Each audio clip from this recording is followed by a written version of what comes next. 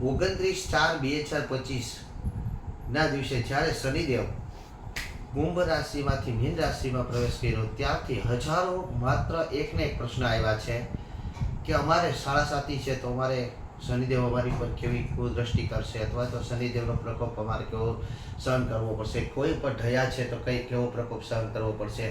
અનેક રાશિવાળાઓએ આવા પ્રશ્નો કર્યા છે. ત્યારે મિત્રો હું તમને આજે શનિદેવ વિશે ખાસ કરી અને જે કુંડલીના હિસાબથી જે કાંઈ ગણિત થાય છે અને આપણી પર શું અસર કરી શકે છે તમામ વાત લઈને આવ્યો છું. મિત્રો નમસ્કાર, હું છું આચાર્ય ડૉક્ટર અજય પંડ્યા અને સત્યમ જ્યોતિષ કાર્યાલયની અંદર આપનું હાર્દિક સ્વાગત છે. મિત્રો પહેલાં તો આપણી પાસે સમય માગું છું. ઘણા લોકોના એવા પણ સવાલ આવ્યા કે દાદા આ વખતે આપણે નવરાત્રિના વિડીયો પણ ન મૂક્યા, એ પછીના પણ ઘણા બધા વિડીયો આપણે મૂકેલ નથી. તો મિત્રો સમય છે જ નહીં. ચૈત્ર મહિનો મારો યજ્ઞની અંદર સાવ પેક છે, આથી કરી અને હું એક વિડીયો બનાવી શકતો નથી. પરંતુ આજે થોડોક સમય મળતા અત્યારે રાત્રિના સમયે હું આપની સમક્ષ આ એક વિડીયો મૂકી રહ્યો છું. મિત્રો કે શનિદેવ છે એ ન્યાય અને નીતિના દાતા છે. શનિદેવથી ડરવાની જરૂર નથી. શનિદેવ તમારી પર કૃપા કરવા માટે સર્જાણા છે. શનિની પૂજા કરો. શા માટે ડરો છો? અરે યમરાજા કે શનિદેવ કોઈથી ડરવાની જરૂર નથી અને ક્યારેય તે આપણી પર પ્રકોપ નથી કરતા. પરંતુ જો તમારા કર્મો તમે ચૂકી જાઓ, તમે અનીતિથી જીવો, તમે કુકર્મ તરફ જાઓ તો શનિની પનોતી તમને લાગે છે. બીજા નંબરની અંદર બધાએ ઉપર સરખી અસર નથી કરતા.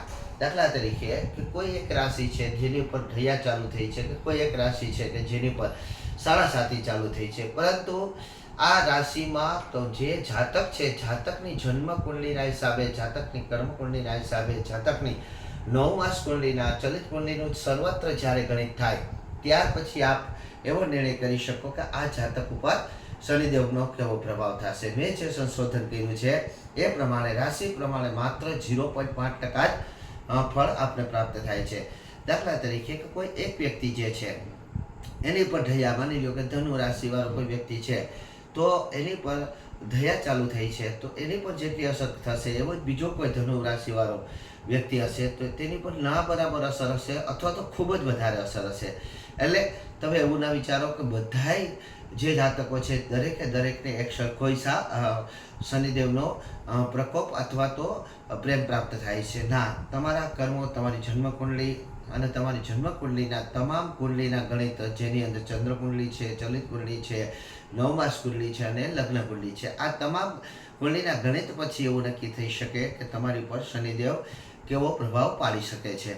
આથી કરી કોઈ ડરોમાં અને જે લોકોની કુંડલીની અંદર શનિની ઢૈયા ચાલુ થઈ છે અથવા તો સાડા સાતી ચાલુ થઈ છે તે લોકોએ, તેવા જાતકોએ શનિદેવના જાપ કરવા જોઈએ. હોમ શમ શનિશ્ચરાય નમઃ 23,000 જાપ કરવા જોઈએ. પીપળે પાણી રેડવું જોઈએ. શનિદેવની કૃપા પ્રાપ્ત કરવા માટે હનુમાનજીએ સરસોના તેલનો દીવો કરવો જોઈએ. તેમાં કાળા અડદ અને મરી પધરાવવા જોઈએ. અને જે લોકોને વધારે જો કષ્ટ પડતો હોય અથવા તો જે લોકોની સમસ્યાઓ વધી જતી હોય તેવા લોકોએ શનિદેવનું નામ લઈ હનુમાનજીને ત્યાં તેલનો સરસોનો દીવો કરી અને જે એની પનોતી આવે છે તે પનોતી જ્યારે નીકળે તે કાળા કપડામાં બાંધીને આવવી જોઈએ. અને કાળા કપડામાં બાંધી પોતાના ઘરે લઈ આવી પોતાના રોજગાર ઉપરથી ફેરવી અને દક્ષિણ દિશા તરફ મૂકવાથી આપને સર્વત્ર પ્રકારની સફળતા પ્રાપ્ત થશે. આપણા જો કષ્ટ આવશે, કોઈ વારે ઘડીએ બીમાર પડી જતા હશે અથવા વારે ઘડીએ ભટકાતા હશે. એક પ્રશ્ન એવો પણ હતો કે મારે આ પનોતી ચાલુ થઈ છે એટલે હું હમણાં ને હમણાં ખાલી માત્ર આ 10 દિવસની અંદર જ 4 વખત ભટકાઈ ગયો હતો. જો આવું તમારી સાથે થતું હોય, આપણે કાંઈ કરવાની જરૂર નથી. માત્ર હનુમાનજીના મંદિરે જઈ સરસોના તેલનો દીવો કરી હનુમાનજીને તેલમાં મરી અને અડદ પધરાવી તે ચડાવી અને કાળા કપડાની અંદર જે પનોતી જે હનુમાનજીના પગમાંથી નીકળે છે તેમાં સિંદૂર સાથેની થોડીક પનોતી લઈ અને આપ જ્યારે સૂવ ત્યારે એ દેવાલયના સ્થાને મૂકેલું હોય એક આપણ ગાંઠ બાંધેલી હોવી જોઈએ અને આપની ઉપરથી 7 વખત ફેરવી લેવાથી આપને એ કષ્ટમાંથી મુક્તિ મળશે. કોઈ રોગ થયો હોય તો પણ આ જ રીતે કરજો. અને જો આપણા કામ અટકતા હોય તો કામ સિદ્ધ કરવા માટે થાય હનુમાનજી સામે શનિ ચાલીસા કરવી અને મારું આ કામ સિદ્ધ થાય એટલા માટે હું આ કર્મ કરી રહ્યો છું એવું હનુમાનજી સમક્ષ બોલવાથી આપનું કામ અવશ્ય થશે. આથી શનિદેવથી ડરતા નહીં. અને હજી પણ આપણે કોઈ પ્રશ્ન હોય તો અવશ્ય મને કરજો. મિત્રો આમાં ઘણા લોકો એવો પ્રશ્ન પણ કર્યો હતો કે દાદા આપ ચૈત્ર માસ છો, મને અંદર કોઈ દેવી ભાગવત કે ભાગવત વગેરે કથાઓ કેમ કરતા નથી? મિત્રો હું કથાઓ કરું છું, પરંતુ યજ્ઞકાર તરીકે મોટું નામ છે, આથી કરી જેટલા યજ્ઞો વધારે થઈ શકે, વધારે લોકો સુધી પહોંચી શકું એટલા માટે હું વધારે યજ્ઞો આપ્યા છે. મેં ચૈત્ર મહિનો આખો પૂરેપૂરો દિવસ અને રાત્રિના પણ મારા કર્મો છે.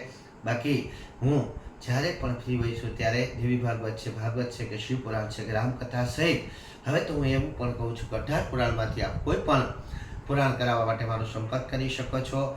મારી YouTube ચેનલ ડૉક્ટર અજય પંડ્યાને હજી સુધી આપે જો સબસ્ક્રાઈબ ન કરી હોય તો સબસ્ક્રાઈબ કરી લેજો. મારા વોટ્સઅપ નંબર છે 9687781678. મારા મોબાઈલ નંબર છે 7016381887, જેમાં આપ સંપર્ક કરી શકો છો. સાથે સાથે આપણે ફરીથી એક વાત કરી લઉં છું કે આગામી મારી 2 કથાનું આયોજન થયેલું છે અને એક કથા મારી હરિદ્વારમાં પણ થવા જઈ રહી છે, જેની અંદર આપ જોડાવા માટે મારા જે આયોજકો છે તેનો કોન્ટેક્ટ કરી શકો છો. ટૂંક જ સમયમાં અમે વોટ્સઅપ ઉપર તેની સ્લાઇડ પ્રસ્તુત કરશું. તો આપ સર્વ પર શનિદેવની અશુભ કૃપા વરસતી રહે તેવી શુભકામના સાથે જય મહાદેવ, જય બજરંગી મહારાજ.